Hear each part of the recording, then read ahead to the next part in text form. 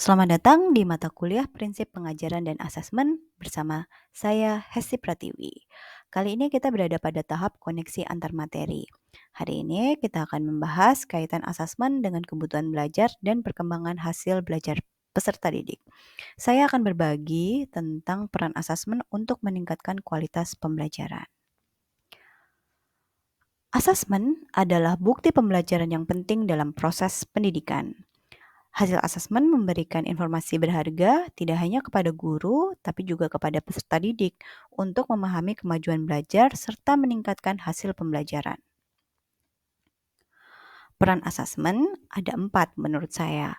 Yang pertama adalah mengidentifikasi kebutuhan belajar, yang kedua sebagai umpan balik, yang ketiga untuk mendorong motivasi belajar, dan yang terakhir adalah untuk melihat perkembangan hasil belajar peserta didik.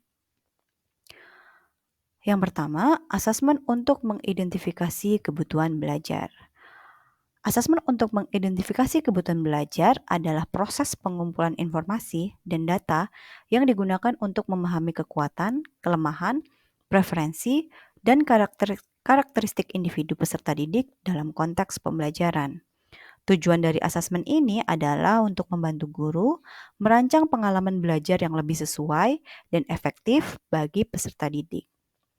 Penting untuk diingat bahwa asesmen untuk mengidentifikasi kebutuhan belajar tidak hanya tentang mengumpulkan data, tetapi juga tentang penggunaan data tersebut untuk merancang pembelajaran yang lebih sesuai dan mendukung perkembangan peserta didik.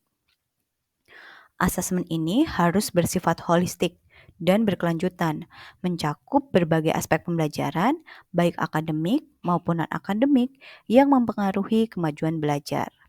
Dalam konteks kurikulum merdeka misalnya, asesmen ini dilakukan dengan asesmen diagnostik kognitif dan non-kognitif.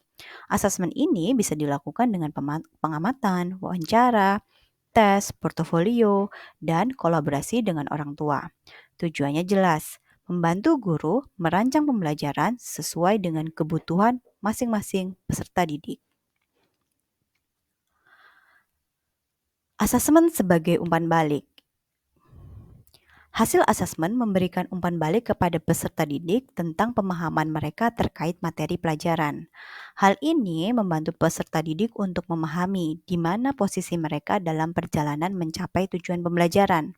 Dengan demikian, peserta didik dapat mengidentifikasi area di mana mereka perlu meningkatkan pemahaman mereka atau fokus lebih keras untuk mencapai tujuan pembelajaran tertentu. Umpan balik ini bisa berupa nilai, komentar guru, grafik, atau laporan yang merinci pencapaian belajar peserta didik.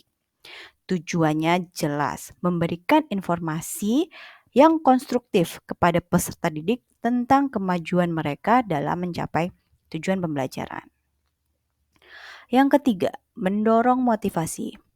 Asesmen untuk mendorong motivasi belajar adalah ketika kita memberikan umpan balik yang positif kepada peserta didik tentang kemajuan mereka dalam pembelajaran. Peserta didik dapat memahami sejauh mana mereka telah mencapai tujuannya dan seberapa baik mereka telah menguasai materi atau kompetensi pelajaran tertentu. Tujuan utama dari asesmen ini adalah untuk meningkatkan motivasi peserta didik. Umpan balik positif yang diberikan kepada peserta didik setelah asesmen dapat merangsang dorongan untuk terus belajar dan berusaha mencapai hasil yang lebih baik lagi. Sementara itu, umpan balik yang mencerminkan kesenjangan dalam pemahaman dapat menjadi pemicu untuk meningkatkan upaya dan mencoba mengatasi kelemahan. Yang terakhir adalah asesmen untuk melihat perkembangan hasil belajar. Asesmen berkaitan langsung dengan perkembangan hasil belajar peserta didik. Dengan melakukan asesmen secara berkala, guru dapat memantau perkembangan peserta didik seiring waktu. Ini membantu guru dan peserta didik untuk melihat apakah tujuan pembelajaran tercapai atau apakah ada peningkatan dalam pencapaian peserta didik. Jika hasil asesmen menunjukkan perkembangan yang positif, ini mungkin menandakan bahwa metode pembelajaran dan upaya peserta didik dalam belajar telah berhasil. Sebaliknya, jika ada tren yang menunjukkan tidak ada peningkatan dalam pemahaman, Guru dapat menggunakan informasi ini untuk merancang intervensi tertentu atau pendekatan pembelajaran yang berbeda untuk membantu peserta didik mencapai hasil yang diinginkan.